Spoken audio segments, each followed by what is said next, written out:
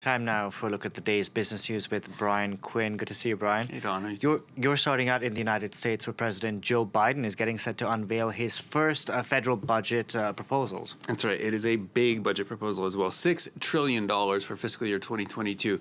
That would be the highest level of sustained federal spending since World War II. Along with that big spending would come big deficits, $1.8 trillion for the year. That would add to the U.S.'s current debt pile of $28 trillion. By 2024, debt as a share of the American economy would be at its highest level ever. Now, those deficits would come despite more than $3 trillion in planned tax increases over the coming decade on corporate profits, capital gains, and the incomes of top earners. Biden's budget proposal takes into account his massive infrastructure and jobs proposal, currently tagged at $1.7 trillion, along with his $1.8 trillion plan to significantly expand America's social safety net. Recent rises in U.S. consumer prices, coupled with an ongoing labor shortage, have led many Republicans to argue the U.S. is spending too much already at the risk of overheating the economy. Well, Biden pushed back on that idea as he visited a manufacturing college in Ohio Thursday. Take a listen. You can't reboot a global economy like flipping on a light switch. There's going to be ups and downs in jobs and economic reports. There's going to be supply chain issues, price distortions on the way back to a stable and steady growth. In the coming weeks, my administration will take steps to combat these supply pressures, starting with the construction materials and transportation bottlenecks and building off the work we're doing on computer chips. Well, the latest data out here in France, meanwhile, shows no danger of overheating the French economy. The National Statistics Agency has revised its figures downward for the first 3 months of the year, going from an expansion of 0.4% down to a contraction of 0.1%. That is the second straight quarter of negative GDP growth, putting the country in technical recession.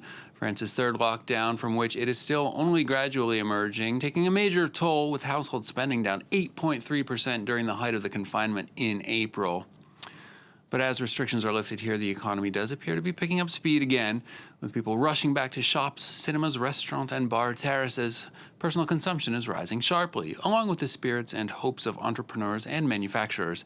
Emerald Maxwell and our colleagues at France Télévisions report. With lockdown lifted, shopping is back. And many businesses are working around the clock to satisfy the increased demand. France's economic engine is turning again. Orders began picking up a month ago for this plastic manufacturer. We definitely have more work since lockdown finished. For example, museums have reopened, so we have quite a lot of orders from them. The company boss says orders are back to pre-pandemic levels. Lately, we can see that everything is picking up again. All the investments that should have been made last year were put off. So now companies are catching back up and putting in orders. With confidence back, the company has hired 2 more workers and ordered a brand new machine. We bought this machine so that we could accept more orders. Businesses are more upbeat than they've been since July last year. France is on track to hit 5 or 6% growth in 2021, driven by consumer spending. This toy shop has been doing roaring trade since reopening last week. Business is up 35% compared to last year. It's great to be able to go shopping again as a family. It's more fun for my son too than just ordering off the internet. To help shops continue their recovery after weeks of closure, the government says it will push back the summer sales, allowing retailers to clear their stock without discounts. Over to the markets now. European stock prices hitting a record high Friday as investors take encouragement from falling unemployment figures in the U.S. amid that ongoing global recovery. Investors keeping an eye on negotiations in Washington over the $1.7 trillion infrastructure proposal as Republicans come back with a $928 billion counteroffer. CAC 40 here in Paris and the Frankfurt DAX up around 0.2% at midday. The FTSE in London lagging behind a bit. The next debate over the implementation of the European Union's common agricultural policy has been suspended and pushed back to June following a lack of agreement Friday. The CAP is the bloc's single biggest line item, 387 billion euros, representing a third of the bloc's latest 7-year budget. 270 billion of that is direct aid to farmers. MEPs are insisting that 30% of that figure go to environmentally friendly farms, while EU ministers stuck to their figure of 20%. Here in France, members of a farmers' union blocked off the main office of the country's unemployment benefits service Thursday.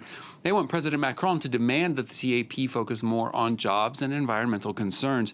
They say the current distribution model favors huge industrial operations at the expense of small and organic farms, and that the result is disappearing livelihoods. Our criticism of the Common Agricultural Policy is that it's a vast plan for laying off farmers. In 30 years, we have lost 2/3 of our farmers. We have gone from 1,200,000 to 400,000 today, and we continue to lose between 9,000 and 15,000 farmers a year. French oil giant Total held its annual shareholder meeting Friday. Like other major oil companies recently, Total has faced growing calls from investors to set more ambitious emissions reduction targets. However, the firm's direction appears to have overcome pressure from minority shareholders that would have pushed it to accelerate its transition to carbon neutrality. CEO Patrick Pouyanné says voters have largely approved the direction's leadership and that halting all new oil exploration projects, as the International Energy Agency has called for, would push crude prices past $100 a barrel quickly.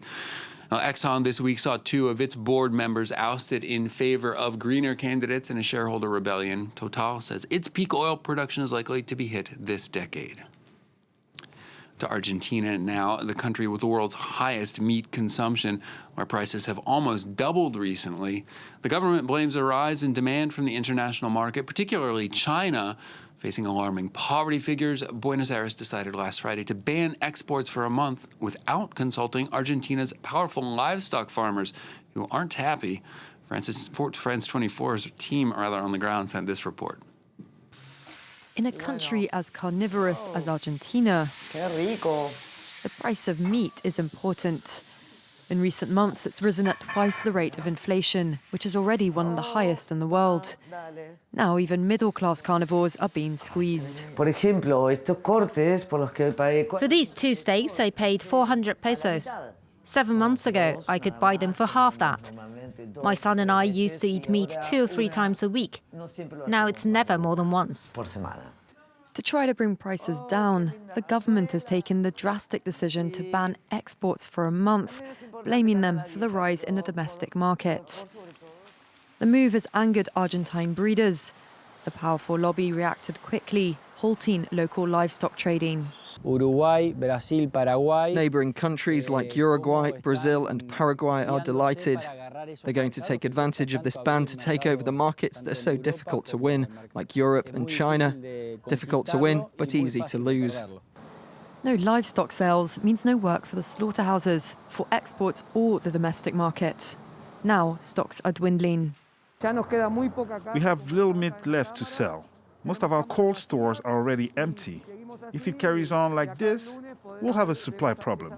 The standoff between the government and the agricultural sector is one the country can't afford. In the middle of an economic and health crisis, Argentina really needs the foreign currency. Well, finally, for business, while many people might want to celebrate the end of their national lockdowns with a big party, they won't be doing it in an Airbnb. The home rental site has extended a worldwide ban on house parties through the end of the summer. Total occupancy in an Airbnb remaining limited to 16 people, with the event-friendly tag for listings on the site removed.